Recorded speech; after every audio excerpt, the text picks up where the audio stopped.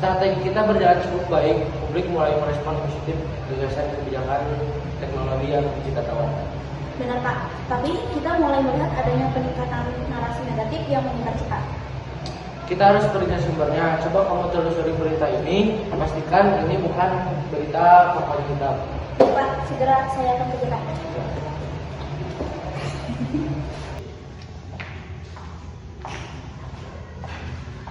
Kita berhasil. Setiap cawapres Amin menyampaikan programnya, publik lebih banyak menceritakan kelemahannya. Tapi Bu, ada beberapa berita yang belum bisa dikonfirmasi kebenarannya. Tidak masalah, kampanye itu bukan soal kebenaran, tapi soal pengaruh. Jika opini publik sudah terbentuk, itu yang akan mereka percaya. Sekarang kamu buat lebih banyak tentang informasi yang bisa menyerang lawan kita. Baik Bu. Selamat siang pemirsa. Siang ini kita akan menyaksikan debat antara dua calon wakil presiden. Kita akan membahas peran teknologi dalam politik. Bagaimana teknologi bisa membantu demokrasi dan bagaimana kita harus menyikapi penyalahgunaannya. Pertama-tama, saya meminta dari cawapres yang pertama. Baik, terima kasih kepada MC. Kemajuan teknologi memungkinkan kita untuk berinteraksi langsung dengan masyarakat.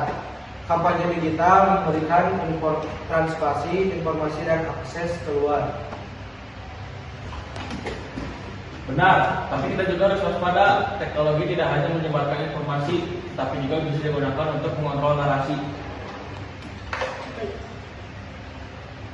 Kami melihat bahwa dalam beberapa hari terakhir ada peningkatan berita negatif terhadap salah satu kandidat. Pak Ahmed, bagaimana Anda mendapati soal ini?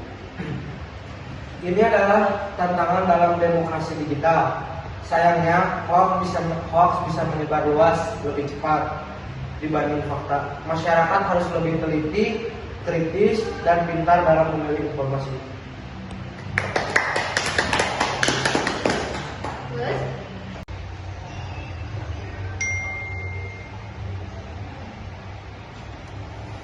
Kami menemukan pola aneh.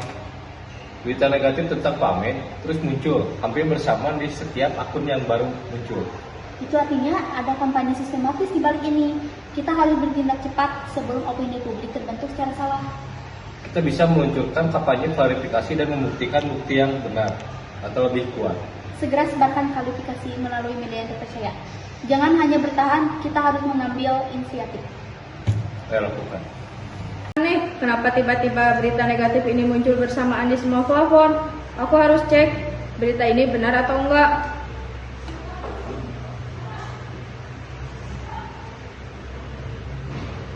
Berita ini terbukti enggak benar. Bahaya kalau semakin banyak orang yang percaya. Aku harus mengingatkan orang-orang untuk selalu cek fakta sebelum percaya.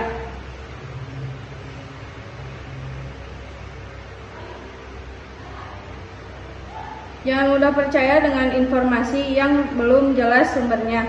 Selalu cek fakta sebelum menyebarkan.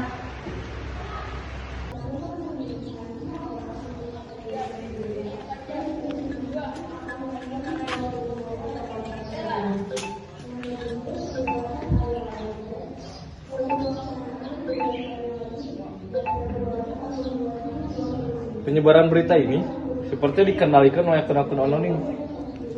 Ini bukan sekadar opini, tapi ini manipulasi opini publik. Halo.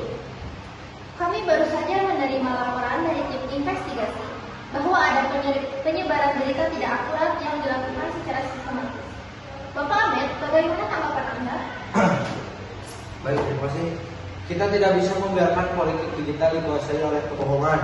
Masa depan demokrasi bergantung pada bagaimana kita memanfaatkan teknologi secara bertanggung jawab.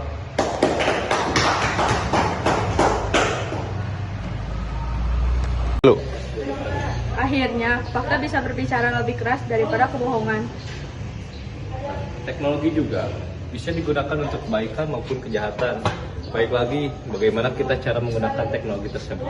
Benar Pak, saya setuju. Kampanye digital bisa menjadi sarana edukasi dan propaganda masyarakat bisa menjadi lebih bijak dalam informasi.